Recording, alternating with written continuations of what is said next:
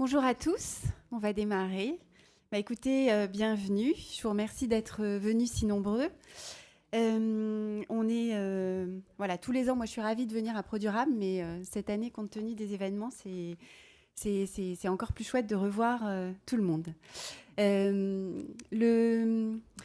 Le sujet qui nous tient à cœur aujourd'hui, c'est de vous parler de la RSE et la façon dont elle s'impose dans les conseils d'administration et les COMEX. Donc j'ai invité 3 personnes qui connaissent ce sujet depuis plusieurs années, que je connais aussi depuis plusieurs années. Martin Richer, qui en première partie de carrière a dirigé et été dans des conseils d'administration de grandes entreprises dans les nouvelles techno, qui a fondé Management et RSE en 2012, voilà, qui tient d'ailleurs un blog que je vous recommande, qui est vraiment très intéressant, et qui est également membre de l'IFA, dont l'Institut français des administrateurs. Il y a également Sophie Flack, en bout de table. Sophie est directrice RSE et digitale de Euraseo. Elle est également membre du Conseil national numérique et elle fait partie d'une task force européenne qui vient tout juste d'être nommée sur l'harmonisation du reporting extra-financier. Elle s'intéresse aussi beaucoup au yoga et l'impact du digital, mais ça, j'en parlerai à la fin. Et Sylviane Villaudière. Alors, Sylviane est experte développement durable depuis plus de 20 ans, si je puis me permettre. Donc, Sylviane a fait vraiment beaucoup de choses. Aujourd'hui, elle est experte développement durable en stratégie et transition énergétique. Sylviane a également cofondé le C3D, donc le club des directeurs du développement durable. Elle en a été déléguée générale pendant 10 ans. Et donc moi-même, Caroline Renoux, je dirige Birdeo, qui est un cabinet de recrutement et de chasse de tête spécialisé sur les métiers à impact positif et la RSE, et également People for Impact, qui est une plateforme dédiée aux freelances sur le sujet. On va se garder quelques minutes à la fin pour poser des questions. Alors, apparemment, il y a une appli un peu complexe qu'on ne va pas utiliser. Donc, on posera les questions et je vous demanderai juste de parler suffisamment fort. Voilà. On va commencer avec Martin, peut-être. Est-ce que tu peux nous dire aujourd'hui où en est cette fonction RSE, que ce soit par rapport au COMEX, au conseil d'administration ou pas d'ailleurs ? Voilà, alors effectivement, c'est important ce que dit Caroline, de bien distinguer les deux côtés de la direction des grandes organisations, avec d'un côté l'exécutif, dont on parle de comité de direction ou de comité exécutif, ça c'est les cadres dirigeants qui sont là pour agir, pour mettre l'entreprise en action, et puis de l'autre côté, ce qu'on appelle d'un bien grand mot, qui est la gouvernance, c'est-à-dire les instances de contrôle et d'orientation, puisque le rôle d'un conseil d'administration, qui est parfaitement défini par la loi en France, c'est de donner des orientations de long terme et c'est de contrôler le fonctionnement de l'exécutif. Donc en fait, les dirigeants d'une entreprise, c'est ces deux aspects et il ne faut pas oublier l'un au détriment de l'autre, notamment par exemple en ce moment autour de la raison d'être. Parfois, il y a des entreprises qui marchent sur une jambe et qui oublient l'autre alors qu'on a vraiment besoin des deux jambes pour avancer. Alors, où est-ce qu'on en est aujourd'hui ? Bonne question, effectivement. Tu fais bien de la poser, Caroline. C'est difficile de répondre. Moi, je ferai d'abord une réponse institutionnelle. Où en est la RSE, où en sont la RSE et le développement durable aujourd'hui dans le plan d'action des dirigeants des entreprises en France ? Je dirais que sur le plan institutionnel, on a beaucoup progressé ces dernières années. Moi, je le vois à la fois par ce que font les entreprises dont je m'occupe en tant que conseil, mais ça reste anecdotique. En revanche, on a quelques chiffres qui sont plus globaux et qui permettent de matérialiser ce progrès. Par exemple, vous avez un cabinet conseil qui s'appelle Des enjeux et des hommes, que connaît très bien Caroline parce qu'ils sont à la même adresse, qui fait un baromètre de l'engagement responsable. Et donc ça permet, parce que c'est régulier, c'est chaque année, ça permet de voir comment on progresse, notamment à la question du rattachement des directions RSE ou développement durable du côté de l'exécutif. Aujourd'hui, au dernier relevé, on en est à 30% des directions RSE et développement durable qui sont rattachées directement à la direction générale. Alors, c'est pas 100%, mais on a progressé et on continue à progresser. Il y a encore 5 ans, le rattachement privilégié de cette direction-là, c'était la direction de la communication. Et aujourd'hui, donc 30% DG, et le deuxième rattachement qu'on a, c'est sur la DRH, 19%. Donc vous voyez le basculement. On est passé d'un enjeu de com à un enjeu à la fois d'orientation stratégique, la DG, et de mise en mouvement du corps social, la DRH. Donc on voit que ça bouge. Ça, c'est un premier indicateur qui me fait penser que le sujet développement durable et RSE s'est élevé sur le plan stratégique dans sa prise en compte dans les entreprises. Deuxième indicateur qu'on suit à l'IFA, Caroline en parlait tout à l'heure, l'Institut français des administrateurs, que je ne saurais trop vous recommander si vous êtes administrateur, c'est un bon club de réflexion. On suit le pourcentage des entreprises du CAC 40 pour lesquelles le directeur RSE ou développement durable siège soit au COMEX, soit au comité de direction. On en est à 31%. Alors là encore, il y a de la marge de progression, mais il y a encore quelques années, on en était à moins de 20%, on progresse. Et puis enfin, dernier indicateur que j'ai choisi, ça fait partie des indicateurs les plus parlants, cette fois-ci du côté de la gouvernance, quelle est la part des conseils d'administration des grandes entreprises qui ont créé un comité, alors soit RSE, soit développement durable, soit éthique, quel que soit le nom, on en est à 56%. Donc maintenant, plus de la moitié des grandes entreprises, alors là c'est le CAC 40 encore, mais plus de la moitié du CAC 40 a un comité RSE ou développement durable. Donc on voit que là aussi ça progresse. Donc vous voyez, sur le plan institutionnel, on progresse. Maintenant, là où j'ai davantage de réserves, c'est sur le plan de la mise en mouvement. On est aujourd'hui dans une période cruciale qui est un basculement qui n'est pas encore fait entre la prise de conscience des dirigeants français et le passage à l'acte. La prise de conscience, pour l'essentiel, est faite. On a plusieurs enquêtes, on en a fait une à l'IFA. Je vous recommande une enquête qui est sortie cet été, qui est faite par BPI France, qui s'appelle quelque chose de mémoire comme la prise en compte de l'enjeu climatique par les dirigeants de PME et d'ETI. C'est sorti en juillet. Bon, toutes ces enquêtes convergent sur le fait que la prise de conscience est faite. Donc les dirigeants, qu'il s'agisse de l'exécutif ou de la gouvernance, ont maintenant conscience, ce qui n'était pas le cas il y a encore 5 ans, qu'il y a un risque majeur, qu'ils doivent le prendre en compte et qu'il y a urgence. Mais en revanche, le deuxième pas qui devrait logiquement venir derrière, c'est-à-dire je passe à l'action, là on en est encore loin. Bon, si on a le temps, parce que je ne veux pas monopoliser la parole, je reviendrai éventuellement pour vous donner quelques chiffres sur le sujet. Mais l'enquête de l'IFA qu'on a publiée en décembre, ainsi que celle de BPI France que je citais tout à l'heure, sont là aussi convergentes. Là-dessus, quand on regarde quelles sont les actions qui sont effectivement menées, là, on voit que les actions ne sont pas encore à la hauteur des enjeux. Merci Martin. Alors on parlait de passage à l'action. Sophie, justement, toi tu es à la fois en charge de piloter le digital et la RSE pour Eurazeo, mais vous avez aussi un rôle dans les participations que vous prenez.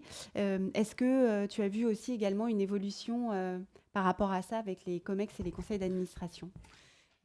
Tout d'abord, bonjour à tous. Merci Caroline pour ton invitation. Peut-être rapidement pour préciser ce que fait Eurazeo, parce qu'on n'est pas une marque grand public. Eurazeo, nous sommes une société d'investissement. Donc on a aujourd'hui 18 milliards d'investissements. Donc ça fait de nous une société d'investissement de premier plan en Europe. Et on investit dans des startups, dans des sociétés qui sont entre la start-up et la PME. Je vais en citer une qui est deux qui sont très célèbres, Doctolib et Vestiaire Collective. On est aussi actionnaire de PME et on est aussi actionnaire de grands groupes. On est par exemple actionnaire d'une société comme Europcar que vous connaissez tous.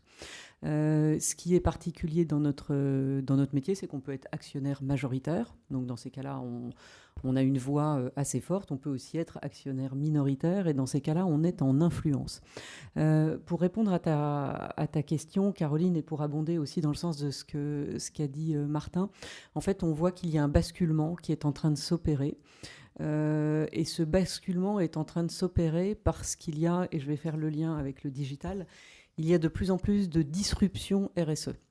Alors vous savez qu'on a l'habitude de parler de disruption en digital, en disant telle activité va être très fortement chahutée, voire détruite à cause de l'évolution des pratiques du digital. Donc c'est vrai qu'on a vu un certain nombre d'entreprises voir leur activité reconfigurée. Là encore, Doctolib, en plus avec le Covid, la télémédecine, donc qu'est-ce que ça pose comme question sur les modèles de la médecine traditionnelle? Il faut savoir qu'on voit de plus en plus de disruption RSE. Donc quand on parle de disruption RSE, ça veut dire qu'on n'est plus dans un sujet de communication, on n'est plus dans un sujet de je coche la case parce que ça fait bien, parce que je fais du marketing, on est de plus en plus en train de venir sur des enjeux stratégiques et des enjeux d'autant plus stratégiques que dans certains cas, on pose la question de la survie de l'activité, de la survie de l'entreprise. Là aussi, je vais vous donner un exemple très concret, les pailles en plastique.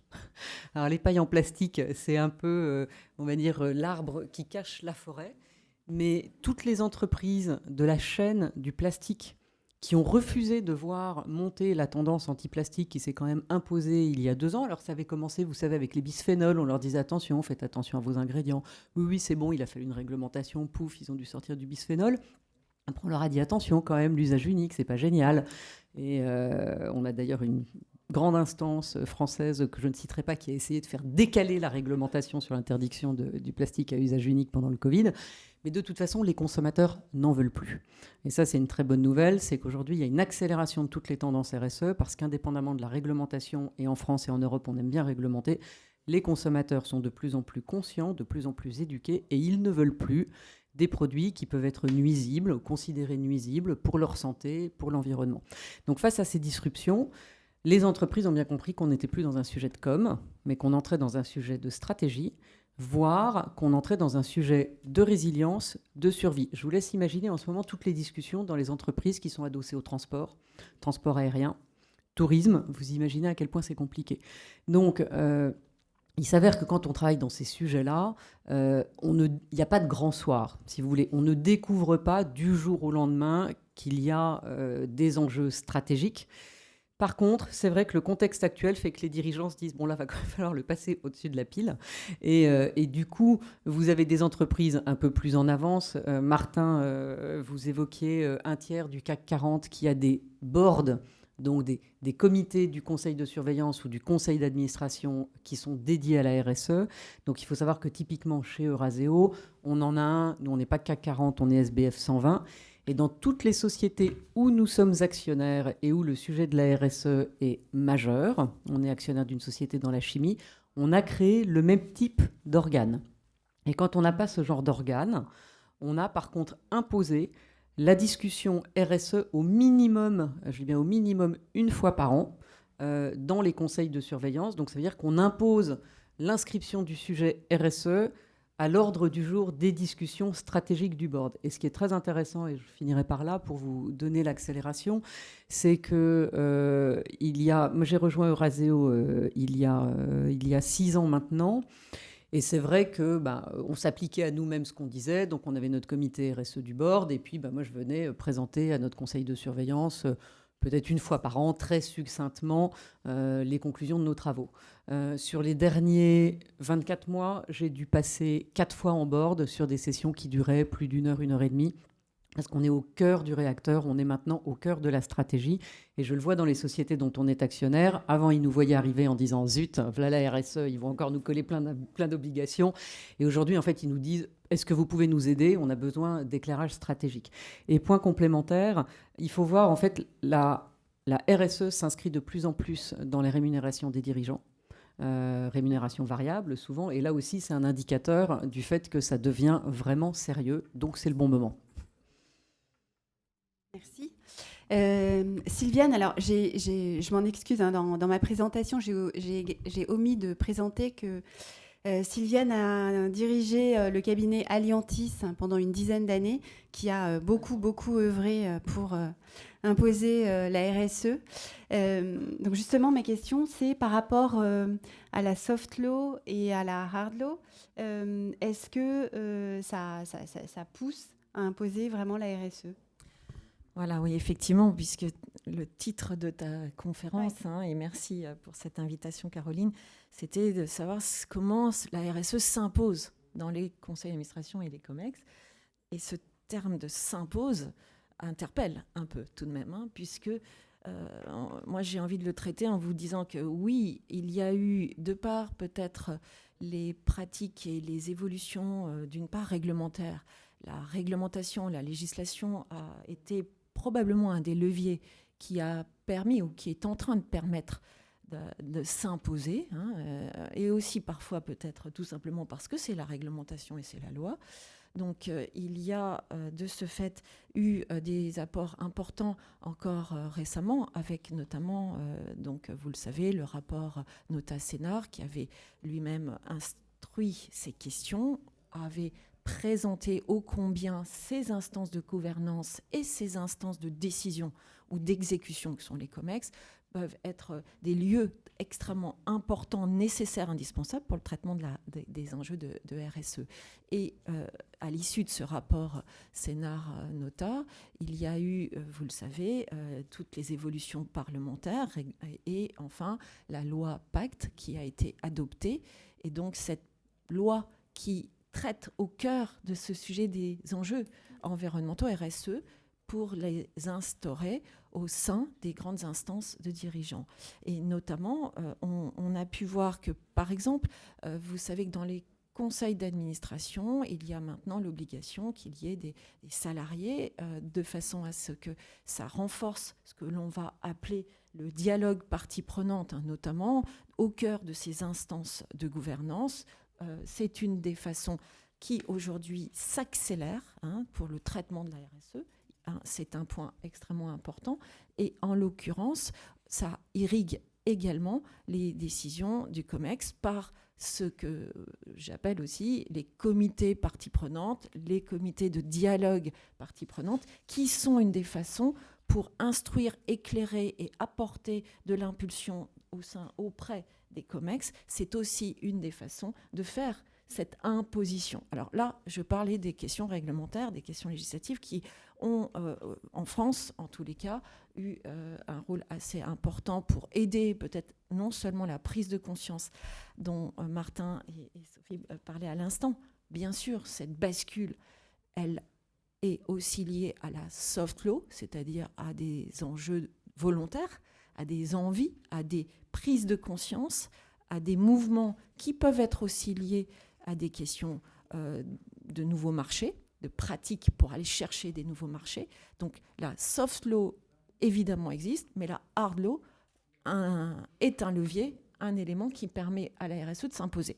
Alors, qu'est-ce que l'on observe de ce point de vue-là ? Moi, je partage totalement les réflexions qui viennent d'être évoquées pour vous dire qu'effectivement, le mouvement est en cours. La RSE commence à intégrer très clairement les instances, aussi bien de contrôle que d'exécution. Mais effectivement, la question est de savoir comment on fait pour que ça s'impose à l'agenda stratégique et pas uniquement, si je puis dire, même si c'est déjà un magnifique progrès, les chiffres le prouvent de façon factuelle. Effectivement, il y a une présence de la fonction RSE qui peu à peu s'impose et la présence monte. Donc on la retrouve avec tous les indicateurs que Martin indiquait. Et je complète pour aller complètement dans le sens que tout de suite on vient d'évoquer. Il y a 61% des conseils du SBF 120 en 2019 qui traitent de la création de valeur long terme et du développement durable. Donc on voit bien que ces sujets, ils montent dans les instances, ils montent et ils sont traités.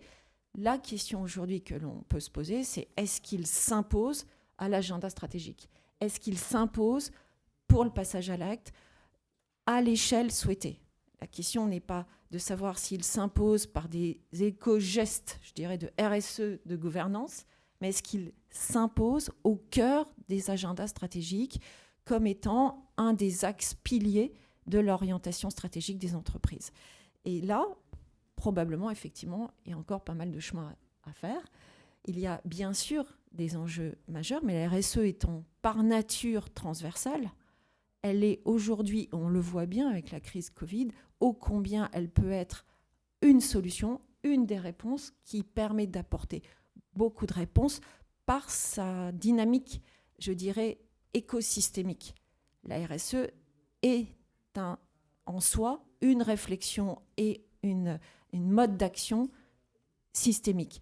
De fait, elle permet de traiter tous les types de sujets, aussi bien les questions d'économie responsable, éthique et durable, que les questions de protection de l'environnement, des questions des enjeux climatiques et évidemment de biodiversité. On n'oublie pas la biodiversité lorsqu'on parle de RSE.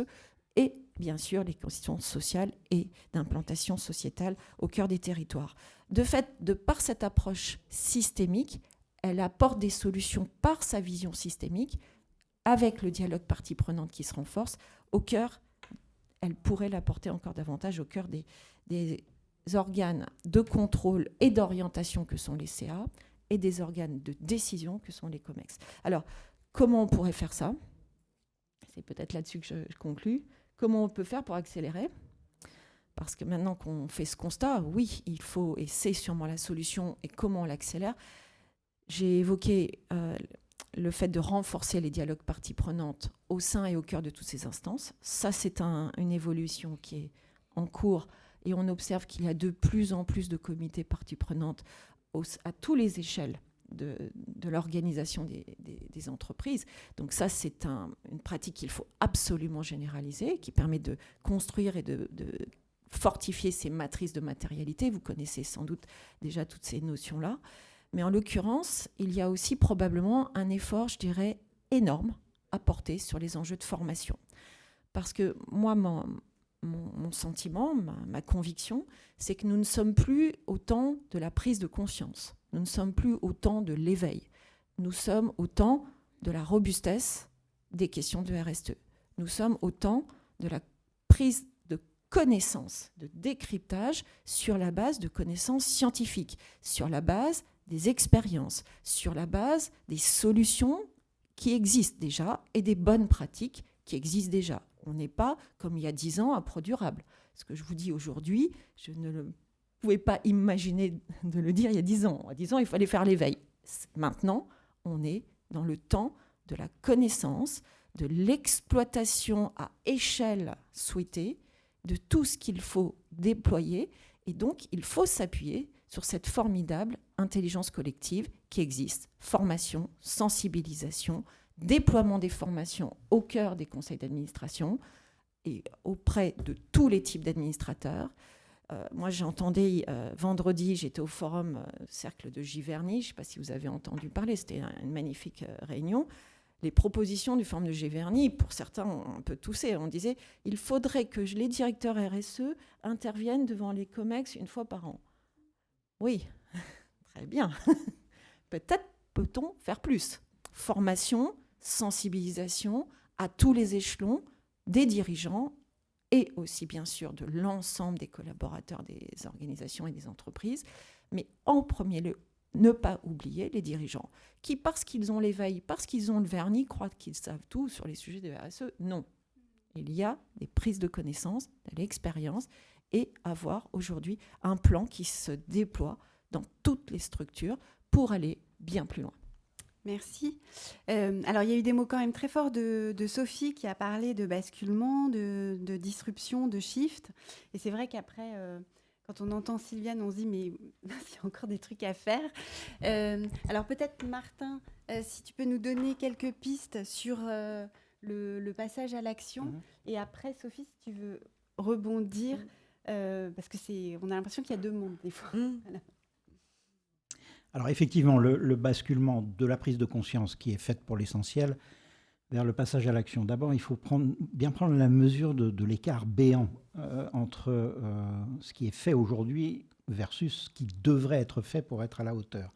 Alors je prends deux exemples concrets qui ont été évoqués. D'un côté, le risque climatique et de l'autre côté, la raison d'être. C'est deux thèmes d'actualité. Alors dans l'enquête de l'IFA qu'on a faite, que je mentionnais tout à l'heure, qu'on a faite en septembre et publiée en décembre dernier, donc c'est encore frais, je vous donne quelques données quand même intéressantes. 48, donc c'est une enquête sur les grandes entreprises. Plus de la moitié des entreprises interrogées a plus de 500 millions d'euros de chiffre d'affaires. Donc c'est les grandes. Après, vous avez les petites, les PME et les ETI, sur lesquelles l'enquête de BPI Group est beaucoup plus pertinente parce qu'elle est plus axée sur cette population-là. Bon, dans les grandes entreprises, il n'y a qu'une petite moitié d'entre elles, 48%, dans lesquelles la direction générale a fixé des objectifs de réduction de gaz à effet de serre. Donc qu'est-ce qu'ils foutent l'autre moitié, entre guillemets, hein, excusez-moi. Qu'est-ce qu'ils font?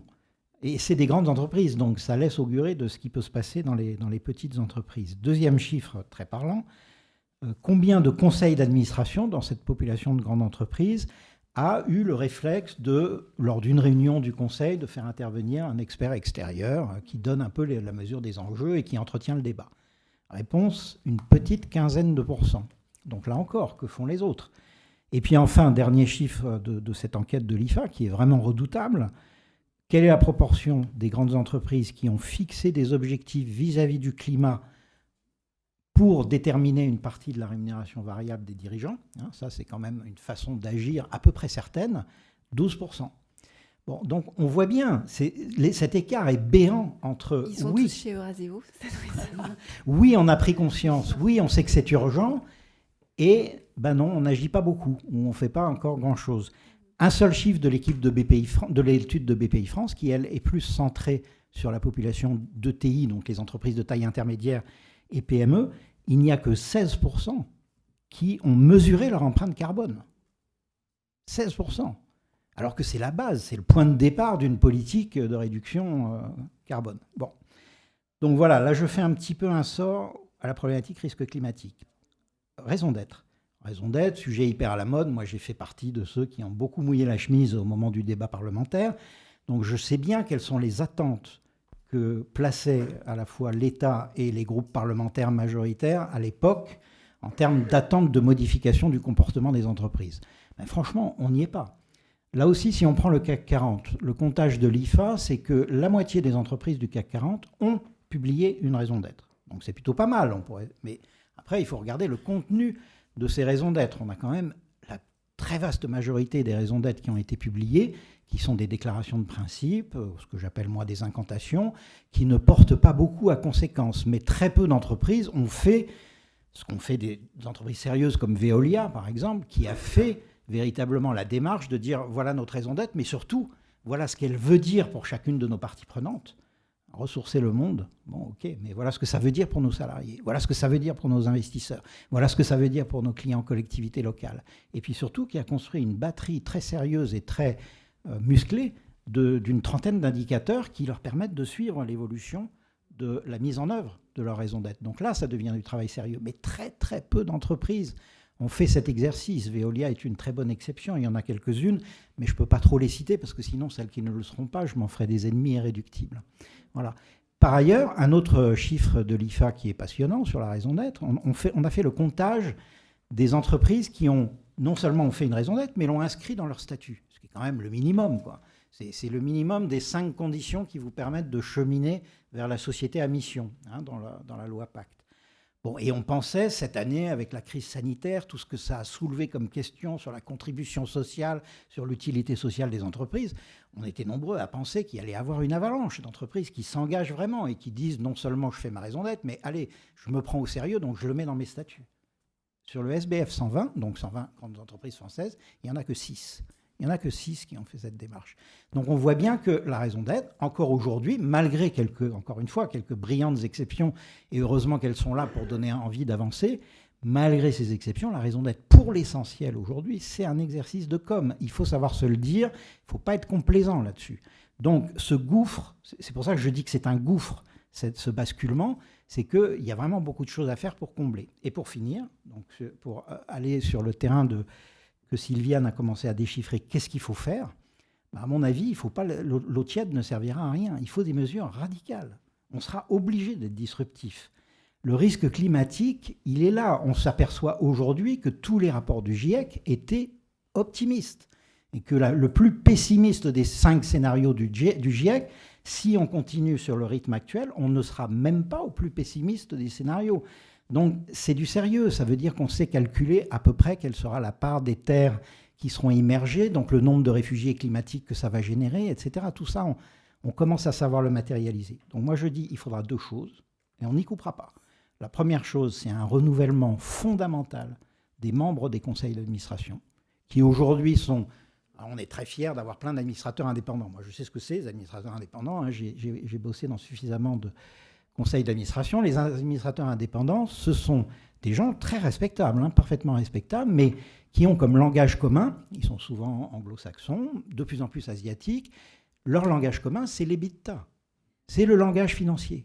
Et c'est ça, leur obsession. Donc, on pensait que, enfin certains, les innocents, avaient dans l'idée que le fait d'imposer un pourcentage d'administrateurs indépendants serait un progrès. Moi, je considère que c'est une régression parce qu'on a augmenté le pourcentage dans le CA de gens qui ne connaissent quasiment rien de l'entreprise, qui ne comprennent pas les stratégies et qui sont plutôt sur la lecture financière et à court terme, qui est le plus grand ennemi, évidemment, de la RSE.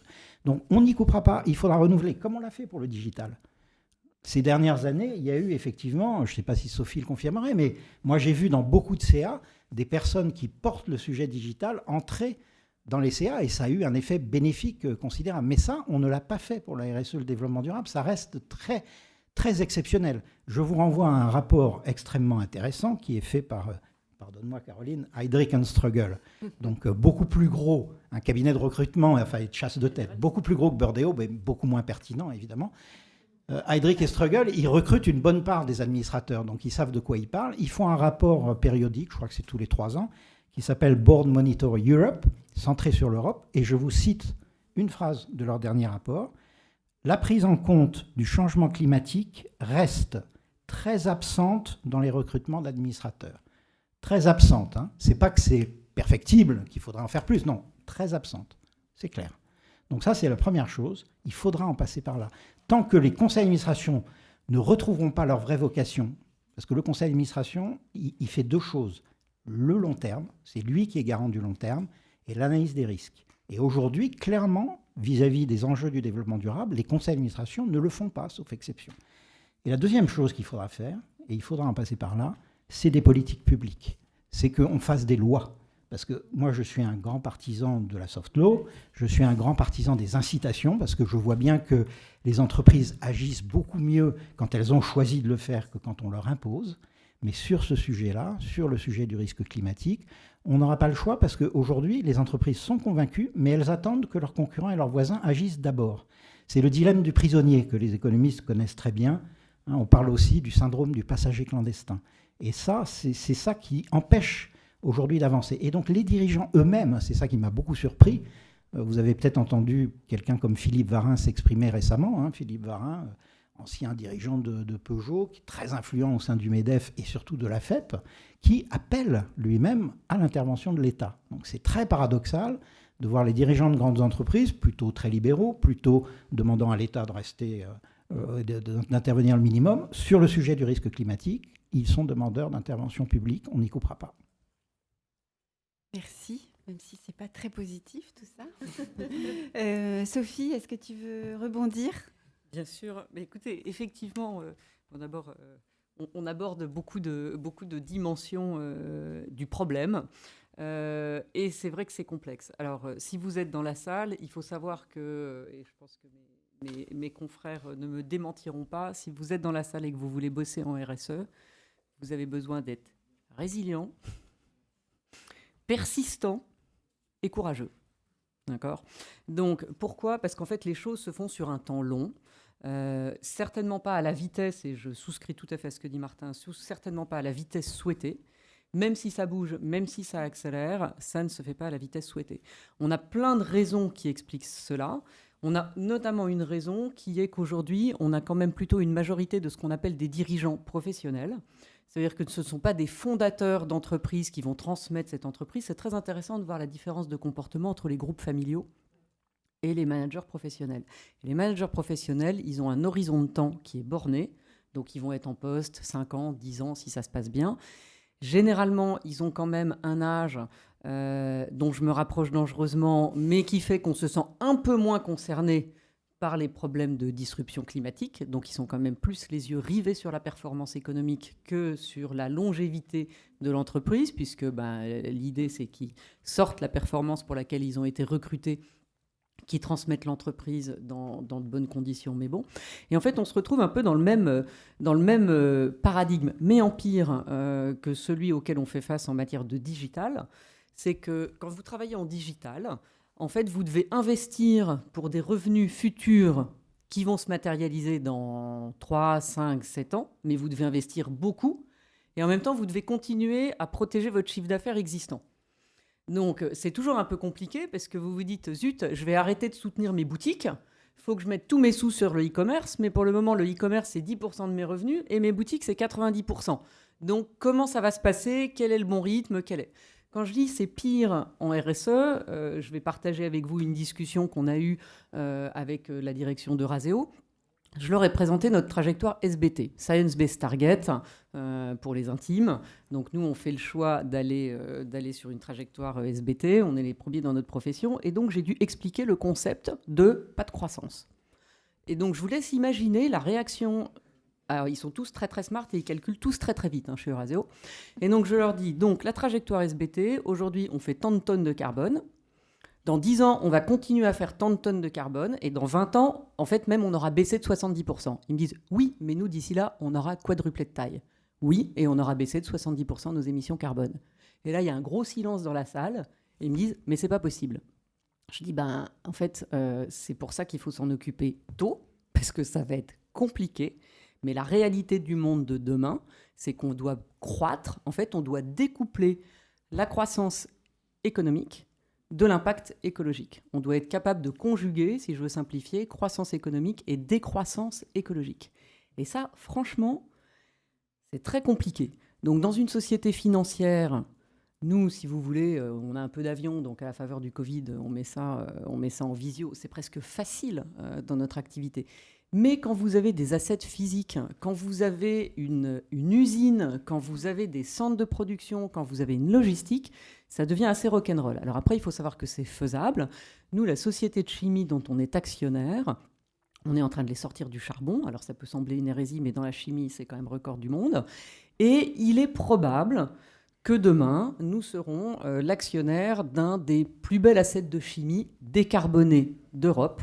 Et qu'au moment où on revendra, puisque nous, c'est notre métier, on va aller chercher beaucoup plus de valeur parce que notre société, elle sera ce que j'appelle compatible à l'économie bas carbone, on a déjà baissé la trajectoire de plus d'un tiers par rapport à de la production. Donc c'est faisable, mais ça nécessite, et je rebondis, je souscris complètement à ce que tu dis, Sylviane, ça nécessite l'éducation des dirigeants.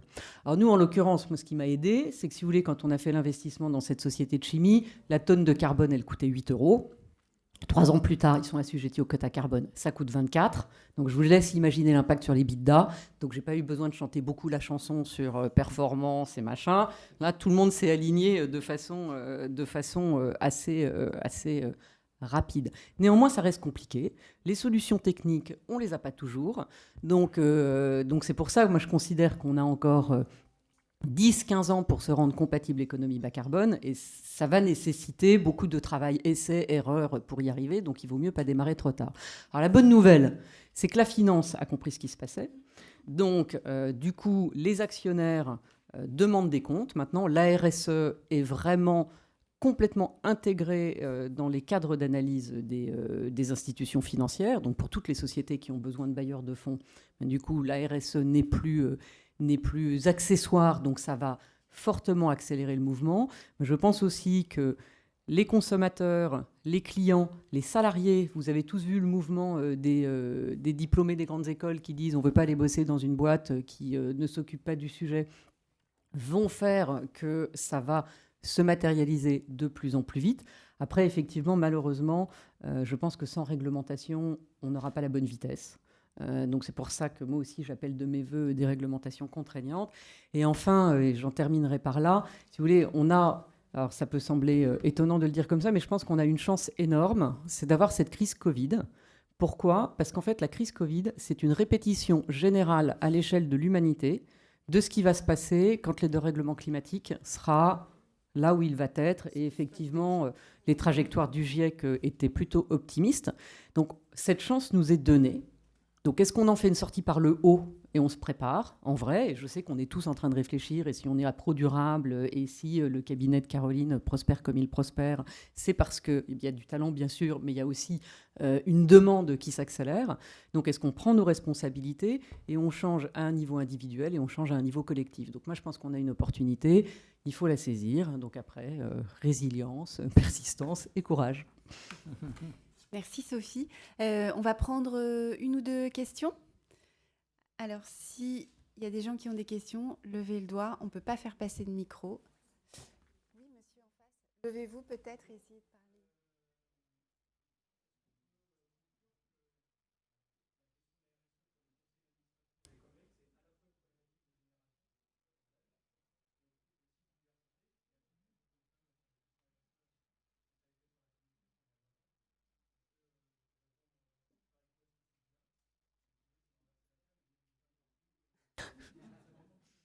Je pense pas qu'on puisse.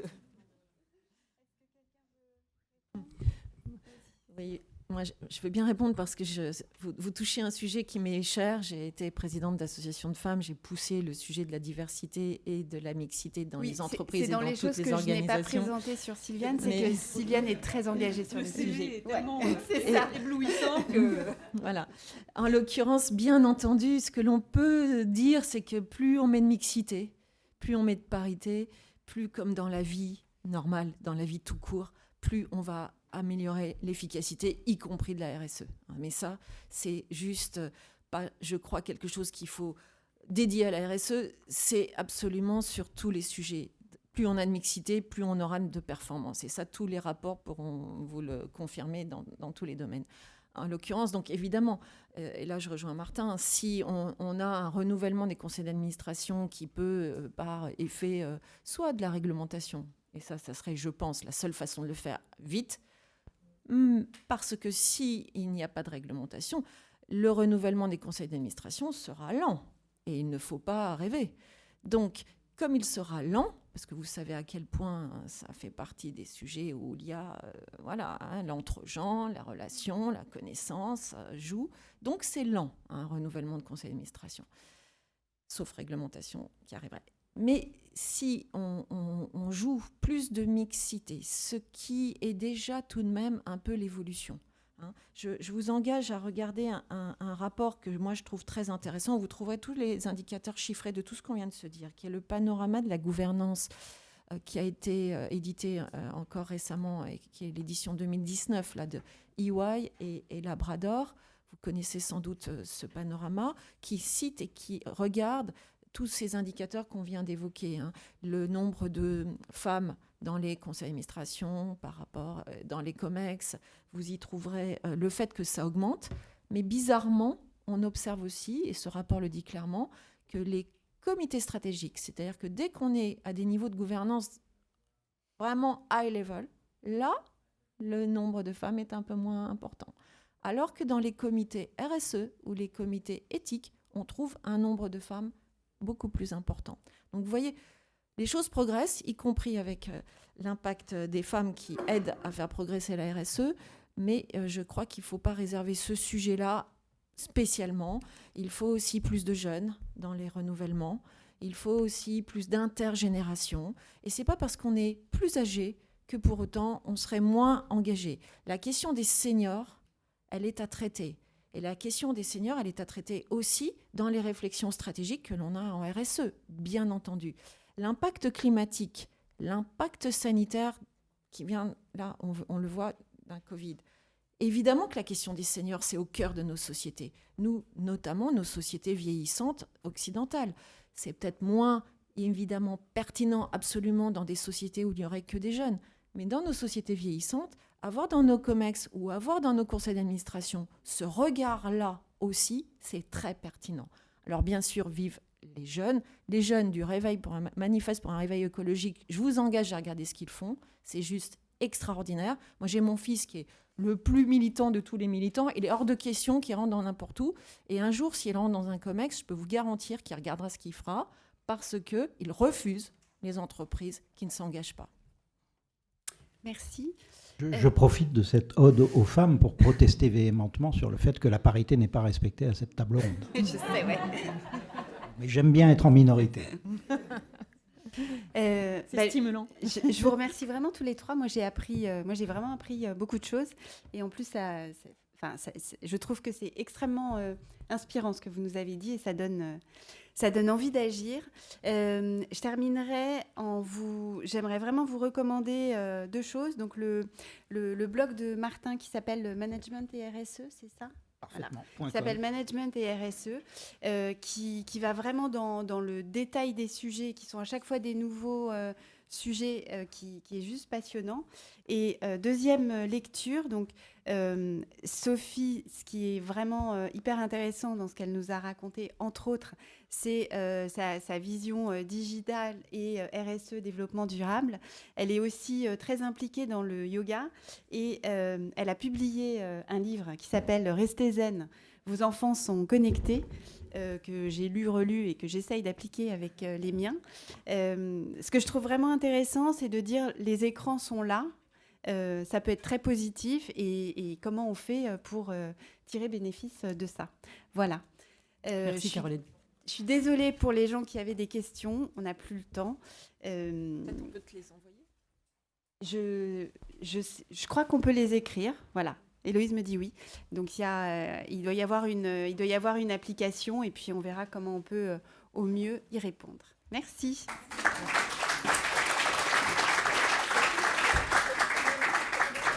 Oui, en fait, non, c'est chaud. Mais je pense qu'on doit être dans les mêmes échanges de mails. Oui, non, mais sinon je refais. Non, je sais pas où c'est. Je vous refais une mise en relation.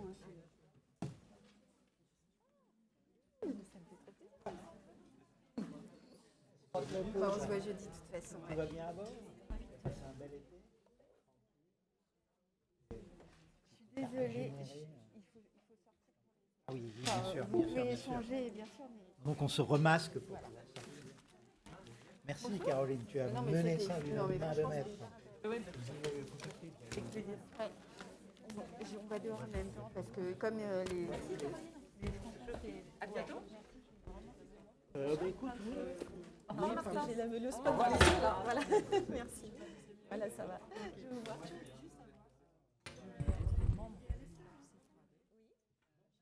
Cette directrice développement durable.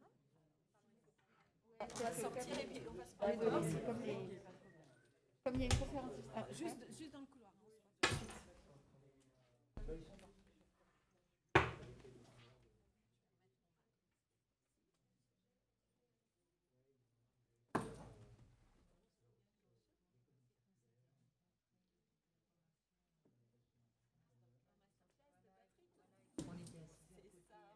Côté, mais là c'est vrai qu'avec les masques, oui, on a un peu de mal à se...